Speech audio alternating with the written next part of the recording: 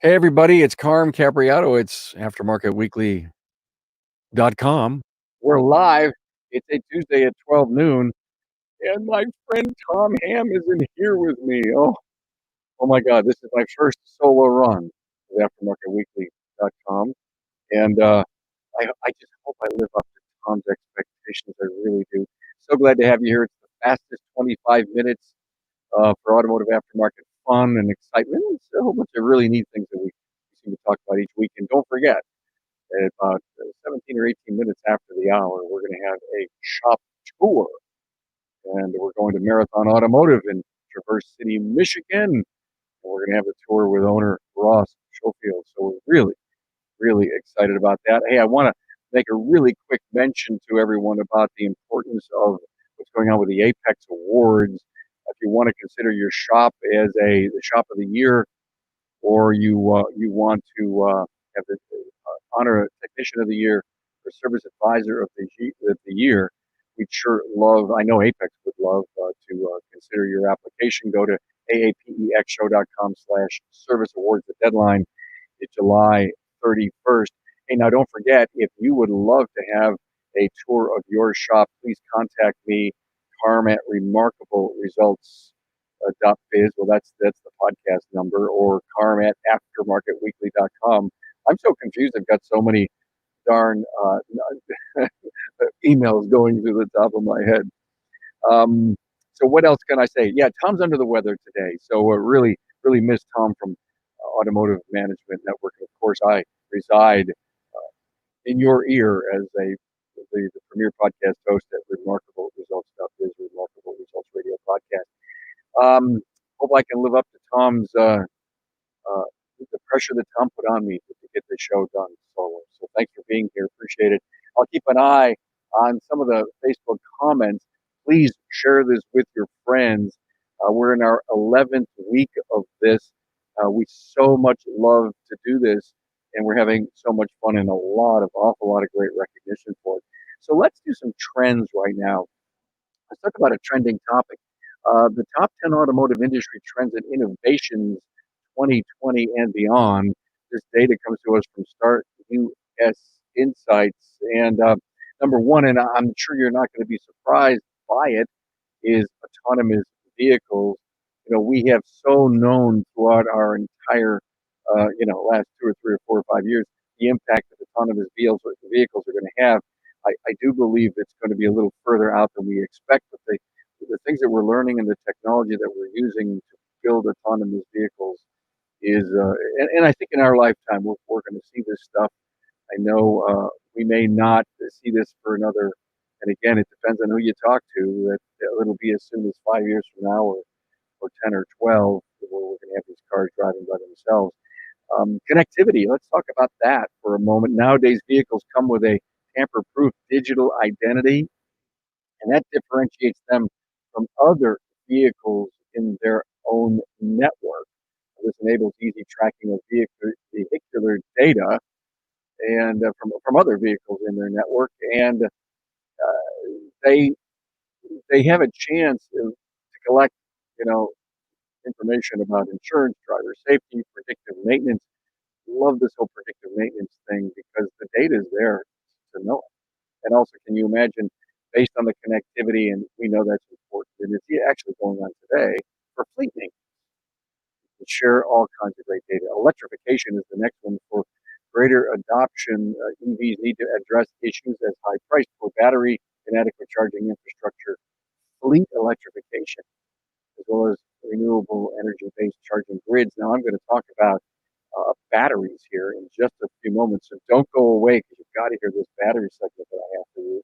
Shared mobility is the next one on the list, and oh, by the way, these are in order of the impact that this company, Start US Insights, came up with. With connected vehicles, new business models have come up that focus on shared mobility as an alternative to traditional vehicle ownership. I find this fascinating.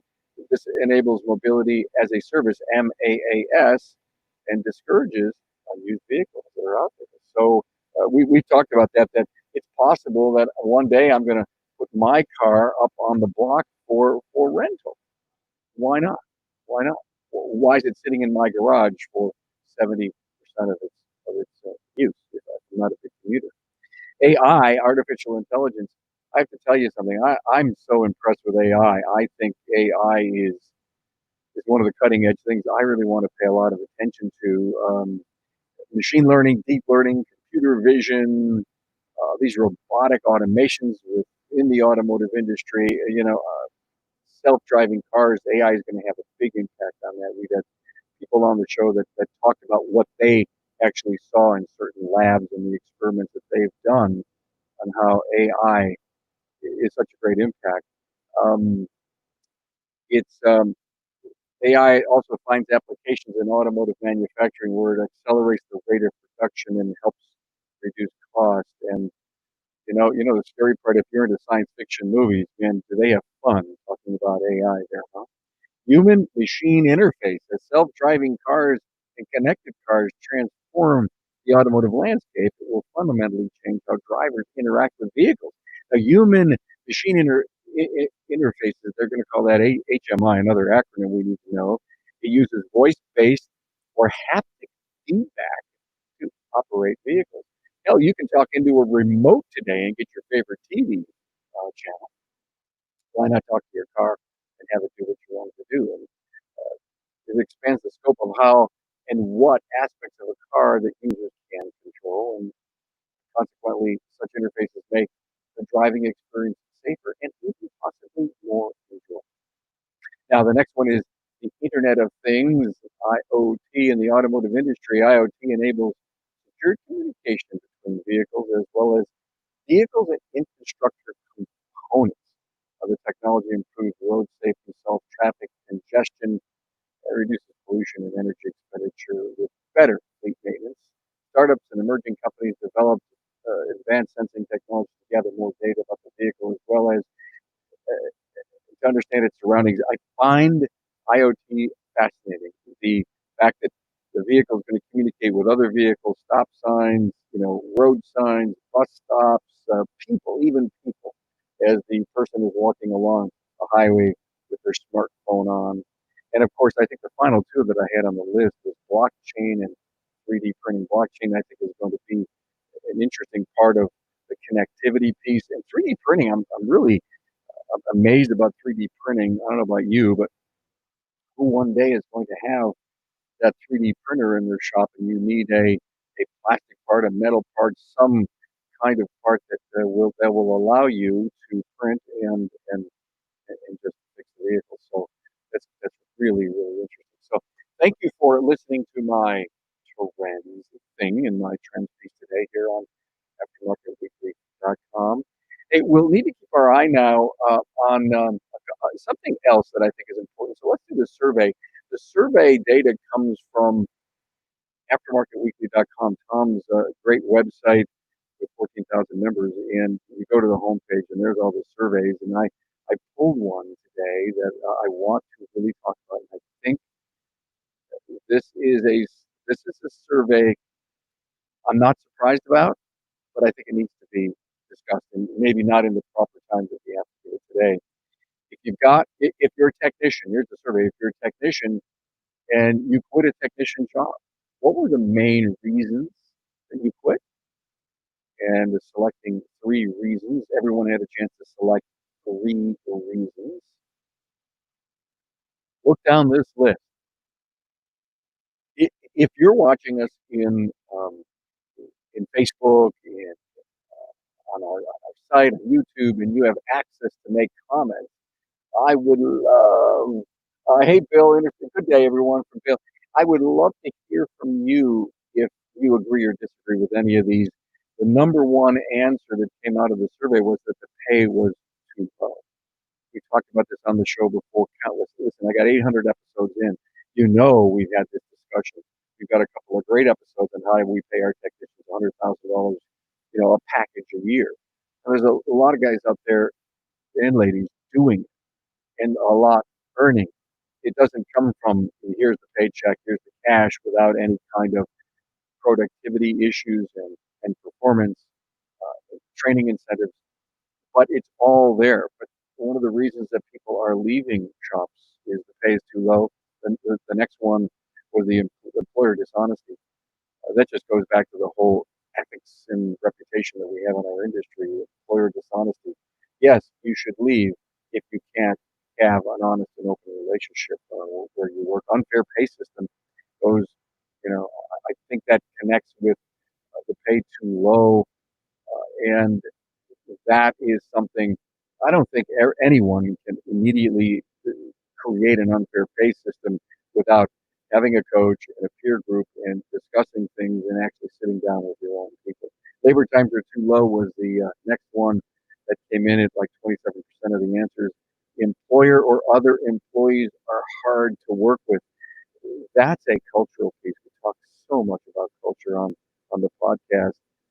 You the team dynamic is one of the most critical pieces of putting great work together and building a wonderful customer experience from the outside. Remember, you as an owner have internal customers and external customers, and people have to be happy and they have to know and learn how to work together. The next one was no opportunity for advancement. Let me tell you what I think about that. If you're not sitting down with your people every quarter and saying how's your life, what's going on, how are things here at work, any ideas on how to improve, where do you want to grow up? What do you want to be when you grow up someday? I've always said that to people that I work with. What do you want to be when you grow up? And I say that still to myself at the age that I am, because I'm not done learning and I'm not done growing. So I think one of the things that's important is to find out what's going on with people. Do they want to own a shop? Do they want to be a service advisor? Do they want to be lead technician? Do they want to be shop manager? If you can't ask those questions, well, you need to ask those questions and you need to react to the answers. What are the answers going to be? And can you help that person? And so if they leave because there's no advancement opportunity and that's where they wanted to get, help them find that opportunity. Stress level is too high was the next one. And, we understand, we know about that. Benefits are insufficient. Wow. Everybody is so worried about building a stronger, more profitable business so that they can get benefits paid, even if it's shared amongst the team. And hopefully one day that benefit insufficient number, that percentage will drop. And then finally on the survey, and there were a ton more reasons in the survey, but I think I only took the top 10. Ethical standards were too low. And even though that was the 10th on my list, it was kind of in the middle of the pack. Ethical standards are too low. Well, I have to tell you, man, that shouldn't even be on the list. But those are some of the problems we have in our industry. So thank you to Automotive Management Network and Tom Ham for that survey. Thank you so much. Let's go on to technology. You know what? I think I'm running a little behind. We have this clock that we manage with here. I'll try to be quick on this one. Battery breakthroughs to give. This is a technology piece. Thank you, Tech Talk. Thanks, Rick, for that. A battery breakthrough to give flight to electric aircraft and boost long-range electric cars. Okay, this is a crazy picture that was in the article, so I'm gonna do this quickly for you. New battery technology developed at Berkeley Lab should give flight to electric aircraft and supercharge safe long-range electric vehicles. Big breakthrough. We've been talking about it, and anyone who's in the industry realizes that the the miles you can go on a charge for your vehicle have everything to do with, is someone going to buy an EV, and how quickly are they going to be able to recharge. Now, researchers at the Department of Energy's Lawrence Berkeley National Laboratory, in collaboration with Carnegie Mellon, they've reported in the journal Nature Materials a new class of soft solid electrolytes. They're made from both polymers and ceramics that suppress dendrites in the early nucleation stage before they can propagate and cause the battery to fail. Wow, those were like $20 words that I just amazing. Because the electrolyte remains as flexible, soft, solid material, battery manufacturers will be able to manufacture rolls of lithium foils with the electrolyte as a laminate between the anode and the battery separator. And what they're really saying here, and the reason that I'm covering this, is that we need to keep ourselves on the cutting edge of EVs and batteries. It's going to be important to us someday. the internal combustion engine isn't going away, but there's so much push and technology going on with batteries that one day when they get this battery that's going to go 400 or 500 miles and it won't take too long to recharge, EVs are going to be a serious contender, and no doubt they'll be in our future. And who knows how many of us are going to be around? Maybe the young 20, 30 something technicians will be dealing with that, but it's something we have to pay attention to. I've done a great podcast with Derek Kaufman. It was episode 529 on EVs.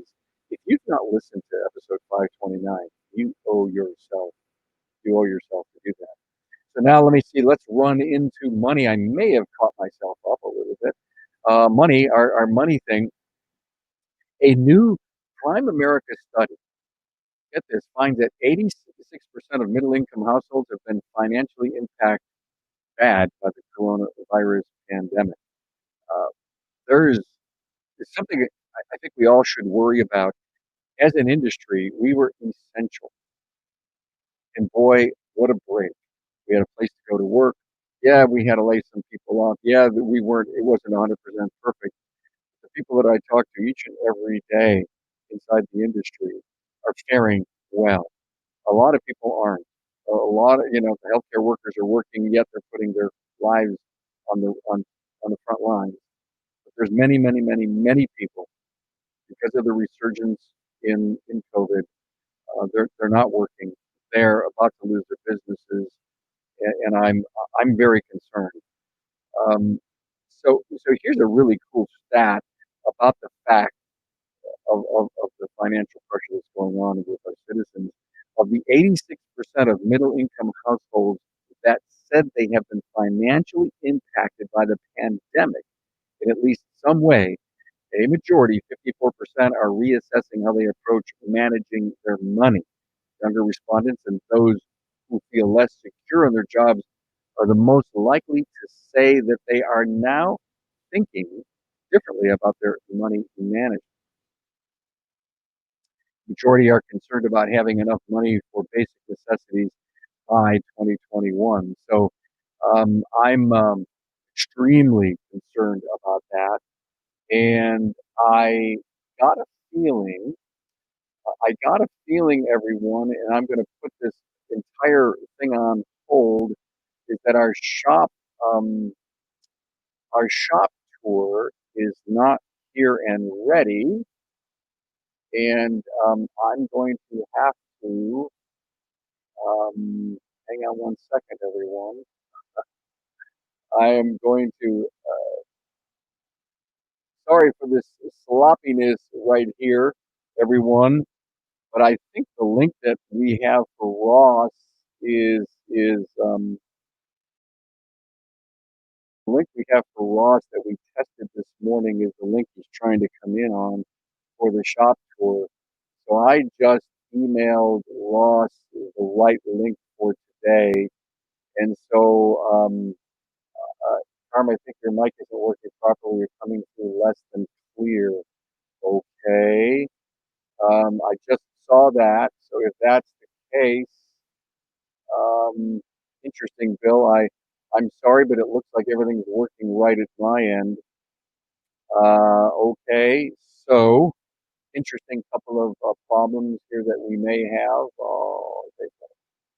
So hey, John. Nice to see you, John. So anyway, I'm going to hope that we get Ross here in a minute. It is time to do his shop tour. And while we were talking about that financial piece, I'd like to put up a graphic here. We had a financial help for your team Town Hall Academy maybe about 4 weeks ago now, Town Hall Academy 177. It was really phenomenal. We had Daniel Bowman on, um, we had Dave Martin, we had Frank Scandura, and we had Drew technician at Daniel Bowman's place who went through Dave Ramsey class, and of course Dave Martin and Frank Scandura know a lot about it. And this whole issue of trying to help, Rick can take that down now. That whole issue of how we manage helping our people, living paycheck to paycheck is what that episode is about. So please, you may want to watch this and then sit down with your team at lunchtime to do this. So we don't have Ross yet, and so I am going to let me see. Can I do a perfect backpedal here? How is it that I actually have to survive this while we're waiting for Ross to come in? Um, you know what I think I'll do, Rick, is I think while I'm filling in time and waiting for Ross, I send him a new email link. Is let's do the trivia and stats. Okay, while we're waiting for Ross to come in, we tested it just so that everyone knows, because I'm as transparent as I could possibly get. We test our shop tour before we do it live, and we always give a different test link, and it's very possible that Ross was using the link from earlier today that we tested. So I just sent him a new one, and this would be so hopefully I see him pop in here. Anyway, let's do a piece of trivia. We'll do one of our ending formats here while we wait for Ross to come on board. Austrian Carl Benz, did you know, invented the first true automobile in 1886? Did you know that? 1886, Carl Benz. It was powered by an internal combustion uh, engine and had three wheels. Any previous attempts to invent cars used steam power and didn't have much success. And then, of course, in 1908, the precursor to the assembly line thing, the Ford Model T was the world's first car produced by an assembly line. The great leap in technology made that car much cheaper to manufacture and therefore more widely affordable. Its 20 horsepower petrol engine could reach speeds of 45 miles an hour, which was still slower than the galloping horses of the day. And if you wanted it in blue, you accepted black, because black was the color that they made. And then finally, in 1930, the first car radio was created in monophonic AM frequency. In 1930, for the first time, driving could be set to music. Isn't it great to drive to music? And 22 years after that time, before the first radio capable of receiving FM frequency was added to the car, and in about 2014, Wi-Fi technology could turn your car into a traveling 4G route, enable passenger car to connect their smart devices to the internet. Well, I am miffed right now that we don't have Ross up here for our shop tour, and I would absolutely continue to wait on him to come by. I offer apologies to you. I am not asking you to hang out if you don't have to, because of course every one of the town hall or every one of the aftermarket weekly shows is put up on our website, and it's a YouTube channel, and you could watch it on my website. You could watch it on Tom's website. The entire catalog of the last 10 weeks and continuing each and every week is at aftermarketweekly.com. You could watch all of them. Excellent, excellent stuff, and a shop tour with each of them. And hopefully this week we will have a shop tour for you. And I just don't understand why Ross isn't here. We recently sent him something, and hopefully he shows up here in a second. One of the things that I wanted to mention, if you'd love to come on and do a shop tour, Carm at aftermarketweekly.com. If you've got an idea for a topic that maybe we want to cover, please reach out to us. Same thing. Everyone knows so many people know our emails, both Tom and I, and if not, Carm at aftermarketweekly.com. Love to have you be a sponsor of the show. And if you have any road trip photos, we'd love to see some road trips. Hello, John Cooper. Thank you, John Krieger, for hanging out, and for so many other people that haven't done anything in the comments section. And I would love to, I hate to be live and sloppy, but I'm going to go out and see if anything has happened here with email from Ross, and I don't have him here at all. And it's terrible to think that we're going to be minus a shop tour today, everyone. We will absolutely, positively make this up to you. We could have had a glitch at Ross's end. Uh, thanks, Kim. I'm pulling in time, and but I haven't seen Ross. We're kind of at our 25-minute mark, and son of a gun, everyone. There's always a first for everything. So here's the first time. Tom's under the weather and he couldn't be here, and I can't even do our famed shop tour. So I'm going to have to reach out to Ross, and we may just have to reschedule him here in the next week or two. But look, I hope that the things we talked about today will impact your thinking and give you some great insights to think about. That's the reason you hang out with us each and every Tuesday at noon, because we've got a great, fun, and informative automotive aftermarket weekly magazine show, and hopefully my partner will be back. Will be back with us next week. Thanks a lot, and we'll make up that shop tour to you for sure next.